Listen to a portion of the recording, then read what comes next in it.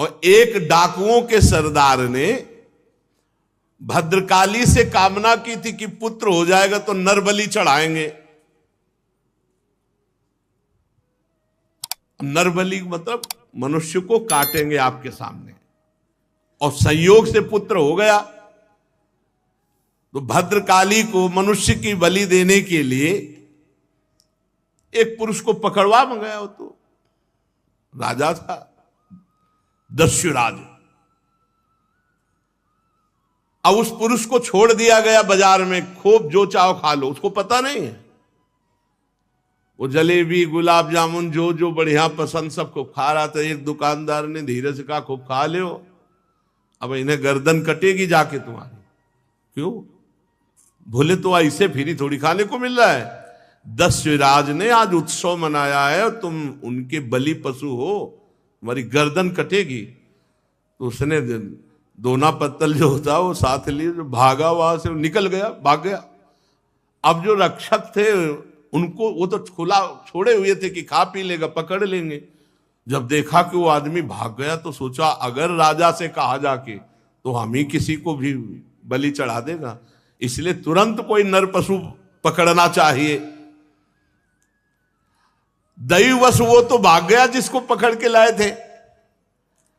चारों ओर सेवक दौड़े कि अब कोई मनुष्य मिल जाए, नहीं तो हम लोगों की बलि चढ़ा देगा राजा।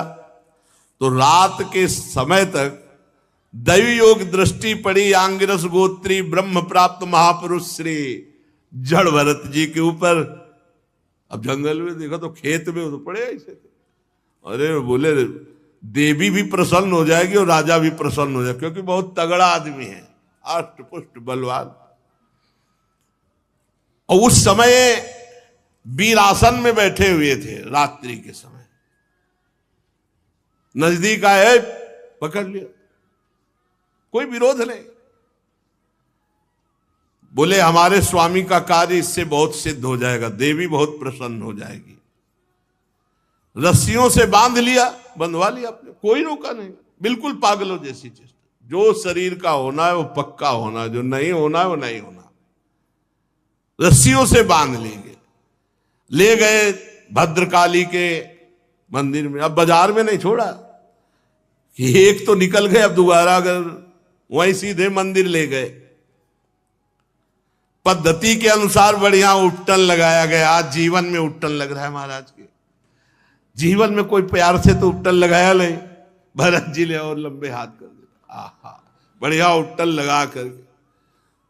अब ये नहीं कि ज्ञान नहीं, पता है, तलवार भी रखी, पता है दोनों शरीर का है। जो शरीर का प्रारब्ध है उसको भोगना होगा। विधि पूर्वक बढ़िया इत्र फुले लगा के स्नान, सब नए नए वस्त्र पहनाए गए, चंदन लगाया गया, माला, जैसे अब गर्दन कटनी है तो माला भी। फिर सुंदर खीर पुआ भोजन डट के भरत जी ने खाया। कोई चिंता नहीं, पता है, अज्ञानी थोड़ी, परम ज्ञानी है। फिर धूप दीप से आरती की गई, क्योंकि बलि चढ़ाना है। इसके बाद शुरू हुआ ढोल बजना, मृदंग ढोल, और भद्रकाली जी के सामने इनको ले जाया गया, भरत जी को। और कहा गया सर नीचा करके ऐसे झुका के बैठ जाओ, घुटने के बल सर नीचा करके आराम से बैठ, कोई परेशानी नहीं। और आदमी तो चिल्लाए लगते, अरे चिल्लाए क्योंकि सामने भारी तलवार वजन वाली पूजन की हुई रखी हुई थी। भरत जी ने देखा प्रारब्ध है, सर झुका दिया। दस्यु राजा आया और अभिमंत्रित वो बहुत वजन वाली खड्ग उठाई तलवार। अब ये तो ब्रह्मस्वरूप महापुरुष, वो रज और तम से मिश्रित स्वभाव वाला दस्युराज उन्मत्त होकर के जो ही ऐसे तलवार उठाई, एक तो ब्रह्म ऋषि, दूसरे ब्रह्मबोध संपन्न, शरीर राग रहित ब्रह्मबोध संपन्न महापुरुष के जेव ही गर्दन पर तलवार प्रहार करने के लिए की, भद्रकाली के शरीर में ब्रह्म तेज से आग पैदा हो गई। भद्रकाली असहनीय हो गई, चीख पड़ी, मूर्ति फाड़कर निकल पड़ी और वही तलवार लेकर के अपने जितने पूजा करने वाले थे सबकी गर्दनें उड़ा दी। अंबा को ये पसंद नहीं आया, मां को ये पसंद नहीं आया।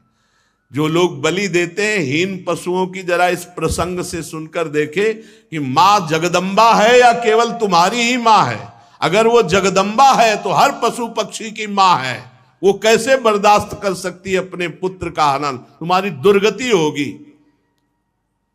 माताजी जगत जननी, माताजी ने उनको मारा जो अन्य पुत्रों का नाश करना चाहा, तो माताजी ने उनको घेर करके मारा। चाहे रक्त बीज हो, चाहे शुंभ निशुंभ हो, चाहे जो भी महिषासुर हो, कोई भी हो, जिसने अन्य समाज को नष्ट करना चाहा, अंबा सहनी होकर के अपने पुत्रों की रक्षा के लिए उसको मारा। ऐसा नहीं है निर्बल जीवों की हत्या करोगे तो मां प्रसन्न हो जाएगी। अपनी जबान की चाटुकारिता स्वाद के लिए तुम पशुओं को मारते हो और सोचते हो कि जगदम्बा प्रसन्न हो जाएगी, नरक जाओगे। किसी भी जीव की हत्या ऐसे नहीं लिखी। कोई देवी देवता नहीं चाहता कि आप किसी जीव की हत्या करें वो प्रसन्न हो जाए। अरे उनको चाहिए तो पूरे विश्व को चाट जाए। वो अंबा है। देवी के शरीर में आग पैदा हो गई और फाड़ कर मूर्ति निकल पड़ी और वही खड्ग छीनकर अपने समस्त पूजकों को काट डाला माता जी ने। बड़ा भयानक हाहाकार मचा दिया। भद्रकाली है, विकराल अट्टहास। ये देखो ब्रह्मबोध संपन्न हुआ, रस्सी से बांध लाए तो बंध के आ गए, नहा दिया तो नहा लिया, खवा दिया, गर्दन झुकाओ, गर्दन झुका दी, अंबा प्रकट हुई, सबको काट डाला। अब कोई बांधने वाला ले तो चल दिया। ये है ब्रह्मबोध संपन्न महापुरुष की स्थिति। और माता जी अट्टहास करके गरज रही, केवल भरत जी वहां जिंदा है और सबको मार डाला, सबको काट दिया माता जी ने। सत्य है एवमेव खलु महदविचारातिक्रमः कार्ष्णेनात्मने फलति। सत्य है कि जो महापुरुष का अपराध करेगा सर्वनाश हो जाएगा, कोई भी हो। महापुरुष के अपराध से डरना चाहिए। दैवी शक्ति भी रक्षा नहीं, अपने उपासकों की ही गर्दनें काट दी माता जी ने।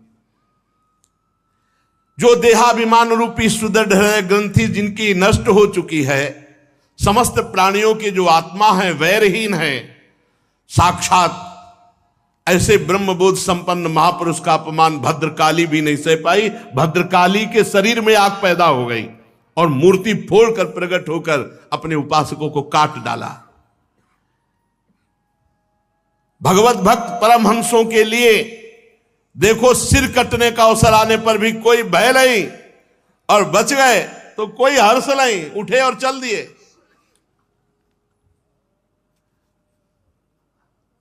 आराम से मस्ती से जा रहे थे, खूब पूजे, तिलक लगे, खाए पे, नए कपड़ा पहने थे, मस्ती से।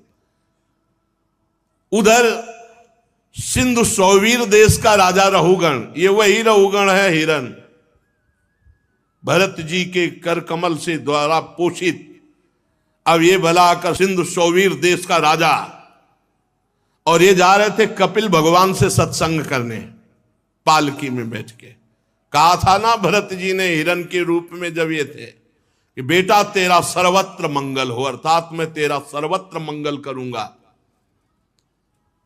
पालकी पर चढ़कर जा रहा था, जब इक्षुमती नदी के किनारे पहुंचा तो पालकी उठाने वाले कहारों के जमादार की एक कहार को बुखार आ गया और वो डगमगाने लगी पालकी, असमर्थ। तो कहा भाई एक नया किसी को खोज लो, राजा है वो तो हुक्म पे। तो इन्हीं को देखा, बढ़िया नए कपड़ा पहले, खीर पाए, तिलक लगवाए, आ रहे थे। सोचा ये बहुत हष्ट पुष्ट मनुष्य है, जवान है, बैल जैसी ताकत है, बहुत बढ़िया कहार का।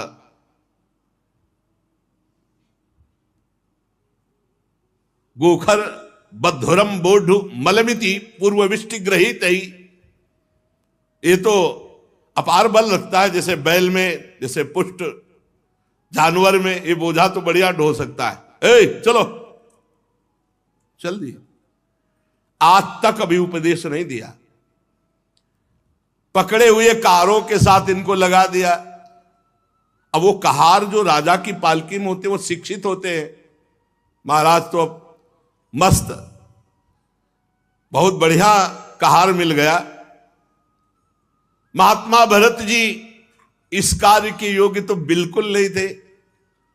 चुपचाप 4 कहारों के बीच में एक में इनको एक तरफ लगा दिया। अब ये केवल पृथ्वी में देखते थे कि कोई जीव पैर के नीचे दब न जाए, क्योंकि महात्मा ऐसे ही चलते हैं दृष्टि नीचे करके।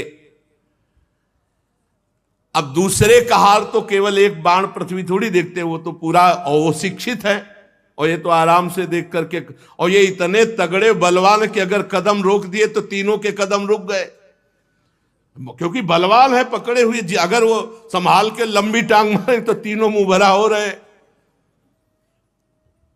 राजा रहुगण ने कहा, ये क्या प्रमाद है, पालकी डोल रही, पालकी हिल रही है, ये ऊंची ऊंची हो रही है।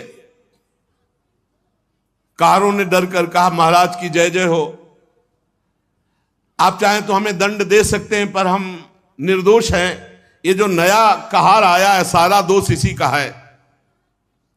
महाराज हमारा प्रमाद नहीं, हम तो नियम के अनुसार पालकी चला रहे हैं। ये नया कहार जो आया है बहुत बलवान है, ये जैसा हिला डुला देता वैसे पालकी हिल डुल जाती है। ये जल्दी जल्दी ठीक से हमारी तरह नहीं चल रहा है महाराज। राजा रहुगण ने सोचा संसर्ग दोष उत्पन्न हो जाएगा तो फिर सब में दोष आ जाएगा, इसलिए इसको दंड देना चाहिए, इसका प्रतिकार करना चाहिए। ये अपनी तो चाल बिगाड़ ही रहा है, हमारे और कहारों की चाल बिगाड़ रहा है। रहुगण क्रोधित होकर, यद्यपि उसने महापुरुषों का सेवन किया था, लिखा है महापुरुषों का सेवन किया था, मतलब कपिल भगवान से सत्संग करने जा रहा तो कोई छोटा मोटा थोड़ी सत्संगी, तो कौन है, भरत जी के द्वारा सत्संग प्राप्त किया हुआ, दुलार प्राप्त किया हुआ। थोड़ा क्रोधित होकर के व्यंग भरे वचन कहा कि ये नए कहा, अरे भैया हमें लगता है तुम बहुत दुबले पतले हो, क्योंकि बहुत हष्ट पुष्ट थे। व्यंग वचन, हमें लगता है तुम बहुत थक गए हो। अच्छा तुम्हारे साथियों ने सहारा भी नहीं दिया। अच्छा ऐसा लगता है तुम पूरा बल लगाकर अकेले पालकी ढो रहे हो। तुम्हारा शरीर तो बहुत पतला है, मोटा ताजा तो है नहीं।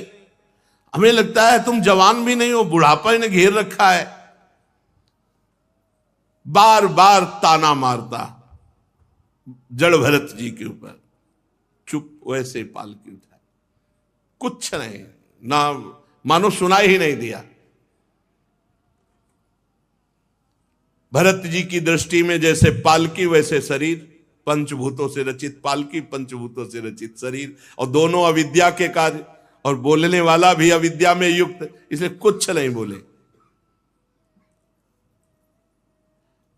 किंतु पालकी अब भी सीधी नहीं चल रही थी। अब जैसे कई कई जगह 5-5 लाइन चीटी चलती है, ऐसे मारी छलांग तो ये तो कहो पकड़े थे, नहीं तो नीचे आ जाते पालकी के। राधा रहुगण को बहुत क्रोध आया, आग बबूला हुए, अरे ये क्या, तू जीता ही मर गया है, तू मेरा निरादर कर रहा है, मेरा उल्लंघन कर रहा है, मालूम देता है तू प्रमादी है। जैसे दंड पानी यमराज का दंड निष्फल नहीं जाता, ऐसे मैं तुझे दंड दूंगा, तेरा इलाज करूंगा, तेरे होश ठिकाने लाऊंगा।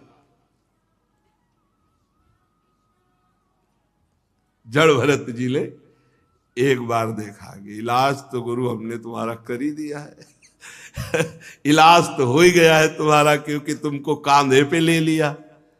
पहले भी कांधे पे लिया था और अब भी कांधे पे लिया है। हमें 3 जन्म लगे, अब तुम्हारा इलाज पक्का हो जाएगा। अनाप शनाप बातें रहुगण, उनको बड़ा पांडित्य का ज्ञान अभिमान था कि मैं बहुत ज्ञानी हूं। रहुगण को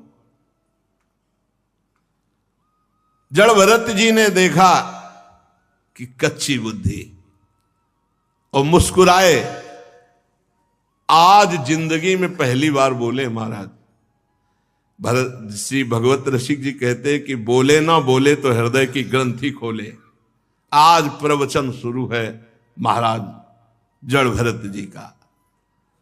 त्वयोदितम व्यक्तम अविप्रलब्धम भर्तु समय स्याद्यदि वीर भारः गंतुर्यदि स्यादधिगम्य मध्वा पीवेति रासौ न विदाम प्रवादः। तुमने जो कहा सब यथार्थ है, जड़ भरत जी ने कहा। मैं कोई उलहना नहीं दे रहा हूं। कितना हो भाग्य कि आज जिंदगी में आज जड़ भरत जी बोले नहीं। अभी तलवार चलने की स्थिति में भी नहीं बोले, आज तक नहीं बोले, मौन, आज बोले।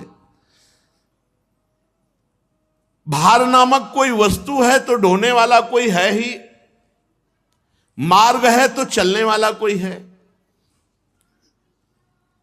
मोटापन, पतलापन, ये सब शरीर के लिए है, आत्मा के लिए तो नहीं ना।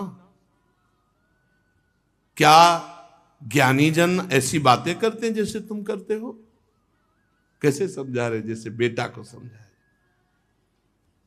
ये स्थूलता, मोटापन, कृशता, पतलापन, आधि, व्याधि, भूख, प्यास, भय, कलय, इच्छा, बुढ़ापा, नींद, आसक्ति, क्रोध, अभिमान, शोक, ये सब देहाभिमानी को प्राप्त होते हैं, आत्मस्वरूप में नहीं। क्या सुंदर बात, क्या सुंदर बात। ये सब देहाभिमानी को प्राप्त होते हैं, आत्मस्वरूप को नहीं। राजन, तुम जो कहते हो मैं तुम्हें दंड दूंगा, मार दूंगा, ये विकारी पदार्थों को, निर्विकार स्वरूप को नहीं, मेरे स्वरूप को नहीं। बहुत सुंदर। ये दोनों बातें जो मारना या जीना है, ये आदि और अंत वाले इसी शरीर के अंतर्गत की बात है, स्वरूप में नहीं। यशस्वी नरेश, स्वामी और सेवक भाव जहां स्थित होता है वहां आज्ञा पालन होता। मैं आपका सेवक नहीं हूं, तुम हमारे स्वामी नहीं हो, तुम्हारी आज्ञा का पालन हमारे ऊपर लागू नहीं होता। तुम राजा हो, मैं प्रजा हूं, ये भाव होने पर तुम्हारा शासन लगता। मैं प्रजा नहीं हूं तुम्हारी, ये भेद बुद्धि मेरे में नहीं है, व्यवहार के लिए अवकाश नहीं है। बहुत कोई थोड़ा परमार्थ को जो समझ रहा होगा वही समझ पाता है। परमार्थ दृष्टि में कौन स्वामी और कौन सेवक? तुम कहां राजा और मैं प्रजा? ये परमार्थ दृष्टि में कहां है? स्वामित्व का अभिमान रखने वाले हो तो बोलो, अब बोलो मैं तुम्हारी क्या सेवा करूं। अगर स्वामित्व का अभिमान रखते हो तो बोलो मैं तुम्हारी क्या सेवा करूं। वीरवर, तुमने कहा मत उन्मत्त प्रमत्त, तो मैं अपनी स्थिति में रहता हूं, तुम मेरा इलाज क्या कर सकते हो? तुमने कहा जड़ और प्रमादी ये शरीर, तुमने कहा शिक्षा दोगे तो पिसे हुए को क्या पीसोगे? क्या पीछोगे? शरीर को तो दंड दोगे। और फिर नीचे करके पालकी लेके चल दिए। जड़ भरत जी की दृष्टि और वचन और तत्व का उपदेश, अब तो रहुगण कूद पड़ा पालकी से, साष्टांग दंडोत हुआ। क्योंकि ऐसा कोई ब्रह्मबोध संपन्न महापुरुष ही बोल सकता है। राजमद चूर चूर हो गया, चरणों में सिर रख करके, हाथ जोड़ करके, घुटने टेक करके कहा। पालकी लिए हुए भरत जी कूद पड़ा रहुगण, साष्टांग दंडवत, आगे घुटने टेक कर हाथ जोड़कर कहा, देव आपका एक ही चिन्ह दिखाई दे रहा, यज्ञोपवीत द्विज का, ब्राह्मण का, और आप प्रच्छन्न भाव से विचरने वाले हैं। क्या आप अवधूत शिरोमणि दत्तात्रेय जी हैं? या आप कौन हैं? कहीं आप साक्षात भगवान कपिल देव जी तो नहीं है? मुझे इंद्र के वज्र से डर नहीं लगता, नाहम विसंके सुरराज वज्रान्न त्र्यक्षशूलान्न यमस्य दंडात नान्यर्क सोमा नीलवित्त पास्त्रात छंके भृशम ब्रह्म कुलावमानात।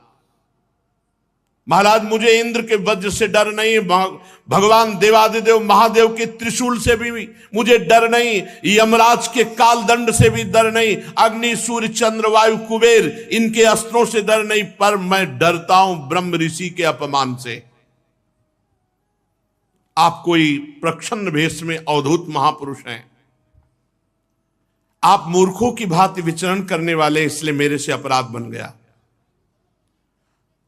साधु, आपकी दृष्टि और आपके वचन की मैं था ही नहीं पा रहा हूं कि आप कितने अगाध ज्ञान संपन्न हैं।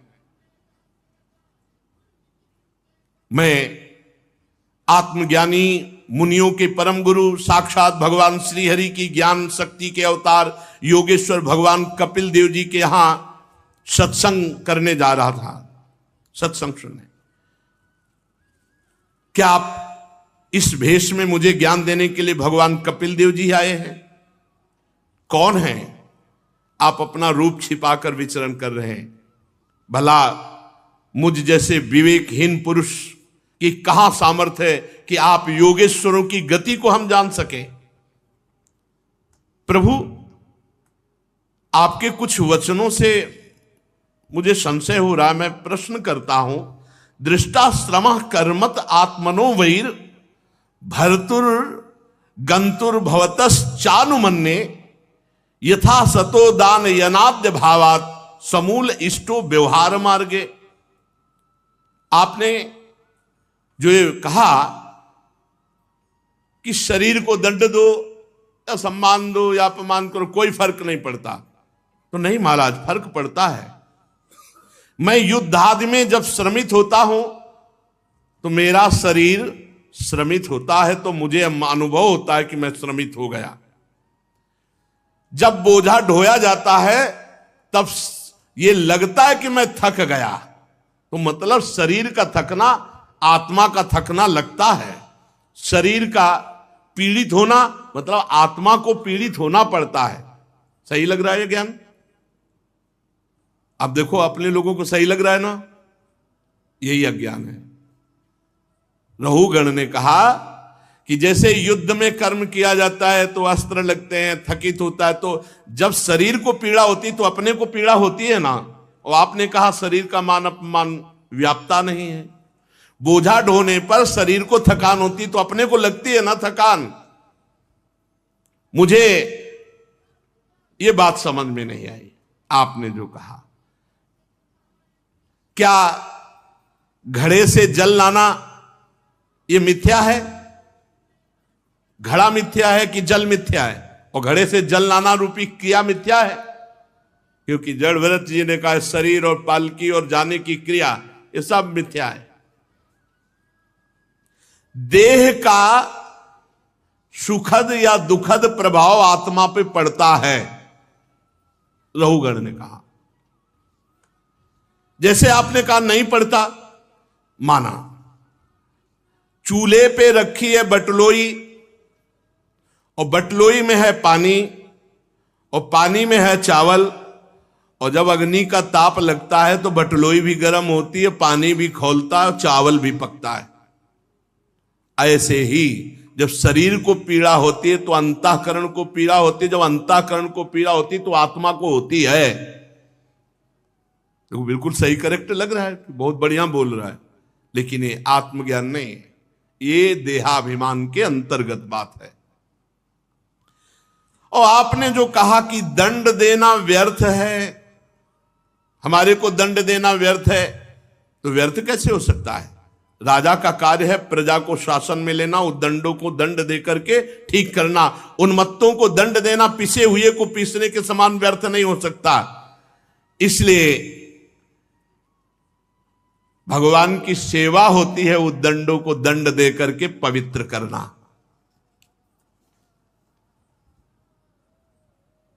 राजत्व के अभिमान से उन्मत्त होकर मैंने यदि आपकी अवज्ञा की हो तो मैं आपसे अपराध मुक्त होने के लिए विनय करता हूं, क्षमा कीजिए।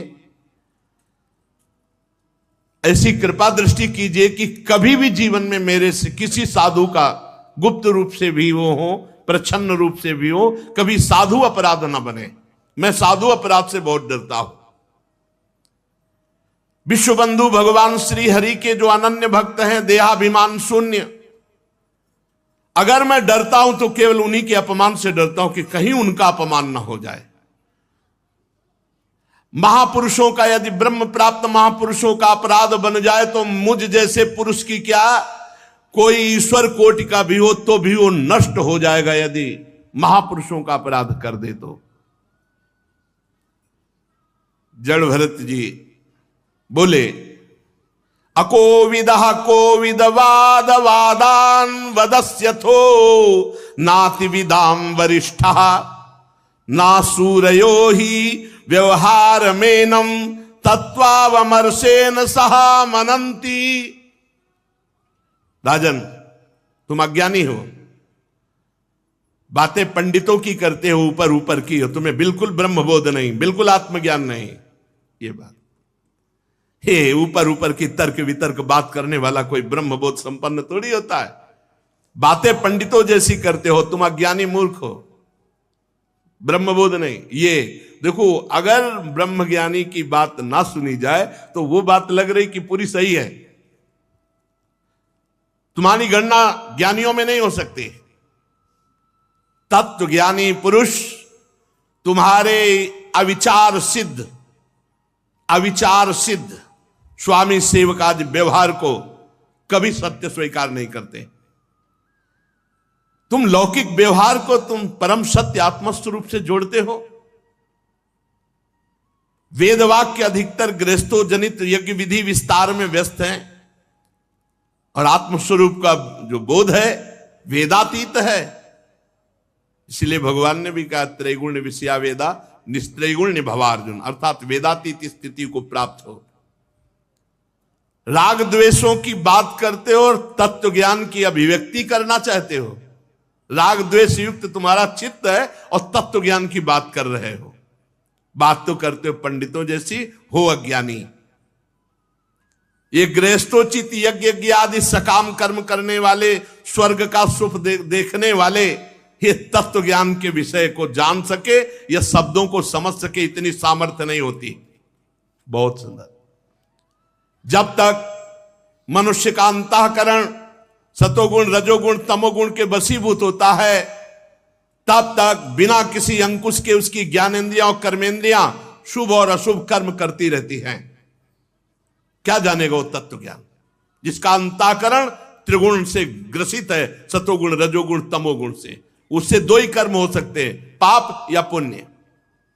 ये मन वासना में विषयासक्त, गुणों से प्रेरित, विकारी और शरीर रूपी उपाधियों के से युक्त है। ये मायामय मन संसार चक्र में चलने वाला है। सवासनात्मा विषयो परक्तो गुण प्रवाहो विकृतः षोडशात्मा बिभ्रत प्रथंग नाम अभि रूप भेद मंतर बहिष्टम चपुरस्तनोति। ये माया में मन संसार चक्र को छलने वाला है। यही देहाभिमानी जीव को सुख दुख आदि से बांध देता है। जब तक ये मन जीवित रहेगा तब तक जागृत और स्वप्नावस्था में व्यवहार प्रकाशित करता हुआ जीव को बांधे रहता है। इसलिए पंडित जन मन को ही त्रिगुणमय अधम संसार और गुणातीत परमोत्कृष्ट मोक्ष पद का कारण बताते हैं। तस्मान मनोलिंग मदो वदंती गुणा गुणत्वस्य परावरस्य। जो मन परमात्मा में स्थित तो मुक्त पदवी और विषय में स्थित तो बंधन युक्त। विषयासक्त मन जीव को संसार में फांस के रखता है और भगवदासक्त मन मोक्ष पदवी प्राप्त कराता है। जो वासनामय मन है वही बंधन युक्त है और जो निर्वासनिक परमात्म चिंतन में तन्मय मन है वही मोक्ष पद है। घी से भींगी हुई बत्ती खाने वाले दीपक में तभी तक धुआं निकलता है जब तक घी है, और घी समाप्त हो गया तो अग्नि तत्व में लीन हो जाता है। उसी प्रकार जब तक विषय भोग है, विषय भोगों में सुख बुद्धि है, तभी तक ये कर्म बनते हैं, उनकी वृत्तियां होती हैं। और जहां विषय भोगों का भाव हट जाता है तो सब शांत हो जाता है। न दीपक, न बत्ती, न आग, ऐसे न संकल्प, न कोई क्रिया, न कोई भोग वासना। एक स्थिति जैसे बताते हैं कि दीवाल घड़ी का सेल हटा दो तो सेकेंड, मिनट, घंटा वाली सुई वहीं ठप। ऐसे मन, बुद्धि, चित्त, अहंकार, इंद्रियां सब भगवत स्थित, सब भगवत स्थित। अब कैसे जानोगे? 5 मिनट तो ये स्थिति आती नहीं है। 5 मिनट ऐसी स्थिति कि सब कुछ भगवदाकार। 5 कर्मेंद्रियां, 5 ज्ञानेंद्रियां, 1 अहंकार, ये 11 मन की वृत्तियां हैं। 5 प्रकार के कर्म, 5 तन्मात्राएं, 1 शरीर, ये 11 उसके आधारभूत विषय कहे गए हैं। गंध, रूप, स्पर्श, रस, शब्द, ये 5 ज्ञानेंद्रियों के विषय हैं। मल त्यागना, संभोग करना, गमन करना, भाषण करना, लेना देना, ये 5 कर्मेंद्रियों के विषय है। और शरीर को ये मेरा है, मैं हूं, ऐसा ये अहंकार का विषय है। जो अहंकार की इन वृत्तियों को, इंद्रियों के इन प्रवाह को मैं मानकर भोग रहे हैं, वो तत्व ज्ञान क्या जाने। मन की ये 11 वृत्तियां विषय, संस्कार, स्वभाव, कर्म और काल के द्वारा सैकड़ों, हजारों, करोड़ों भेदों में परिणित हो जाती है। किंतु सत्ता, क्षेत्रज्ञ, आत्मा के प्रकाश से प्रकाशित है। आत्मा में इनका कोई प्रभाव नहीं, क्षेत्रज्ञ इनसे कोई संबंध नहीं रखता। ये जीव जबरदस्ती इनको पकड़े हुए है। यही कोई हमें नहीं बांधे, हम इनको पकड़े। संसार बंधन में डालने वाली ये अविशुद्ध कर्मों में प्रवृत्ति, ये वृत्तियों का प्रवाह संसार की ओर जागृत, स्वप्न और सुषुप्ति में छिप जाती है। जागृत स्वप्न में प्रकट रहती है, लेकिन क्षेत्रज्ञ आत्मा में इनका कोई प्रभाव कभी भी नहीं। न जागृत में, न स्वप्न में, न सुषुप्ति में। ये तीनों अवस्थाएं देहों की हैं, आत्मा की नहीं। जिस प्रकार वायु संपूर्ण स्थावर जंगम प्राणियों में प्राण रूप से प्रविष्ट होकर उन्हें प्रेरित करती है, उसी प्रकार आत्मस्वरूप भगवान वासुदेव साक्षी स्वरूप रहकर संपूर्ण प्रपंच को देखते रहते हैं। आपका स्वरूप साक्षी स्वरूप है, भोक्ता करता स्वरूप नहीं। जब तक शुद्ध ज्ञानोदय नहीं होता राजन, तब तक माया का कोई तिरस्कार नहीं कर सकता। ये जो सबकी आसक्ति छोड़ चुका है, जो काम, क्रोध, लोभ, मोह, मद, मत्सर 6 शत्रुओं को जीत चुका है, वही आत्म तत्व को जान सकता है, अन्यथा नहीं। जब तक आत्मा के उपाधि रूप मन को संसार दुख का क्षेत्र नहीं समझा जाता, तब तक ये मन भटकता रहता है। मन भटकता रहता है तो शोक, मोह, रोग, राग, लोभ, वैर, ये सब बढ़ते रहते हैं। राजन, तुम्हारा मन ही तुम्हारा बलवान शत्रु है, और तुम्हारी उपेक्षा करने से इसकी शक्ति बढ़ गई है। यद्यपि ये सर्वथा मिथ्या है, तथापि ये तुम्हारे आत्म स्वरूप के ज्ञान को आच्छादित कर रखा है। सावधान, श्री गुरुदेव के चरणों की उपासना करके ज्ञान रूपी अस्त्र से इस मन रूपी शत्रु को मार डालो। श्री जड़ भरत जी महाराज कहते हैं, नमो नमः कारण विग्रहाय स्वरूप तुच्छीकृत विग्रहाय, नमो अवधूत द्विजबंधुलिंग निगूढ़ नित्यानुभवाय तुभ्यम। नमो नमः, नमो नमः, बार बार चरणों में गिर रहे रहोगे। प्रभु मैं आपको बार बार नमस्कार करता हूं, बार बार नमस्कार करता हूं। मैं समझ ही नहीं पा रहा आपके ज्ञान को। विशुद्ध आत्मबोध आपने जगत का उद्धार करने के लिए देह धारण किया। योगेश्वर परमानंद स्वरूप, आप तो बहुत उच्च कोटि की अवस्था को प्राप्त महापुरुष है। एक जड़ ब्राह्मण का वेश धारण किए हुए नित्य ज्ञानमय स्वरूप को जन साधारण की दृष्टि से ओझल किए हुए अपने को पागल जैसा दिखाने वाले, हे अवधूत शिरोमणि, नमो अवधूत द्विज बंधुलिंग निगूढ़ नित्यानुभवाय तुभ्यम, मैं आपको बार बार नमस्कार करता हूं। प्रभु, जैसे प्यासे को पानी अमृत जैसा मिल जाए, ऐसे आपकी वाणी मुझे शीतलता प्रदान, जैसे ज्वर पीड़ित को ठीक औषधि मिल जाए।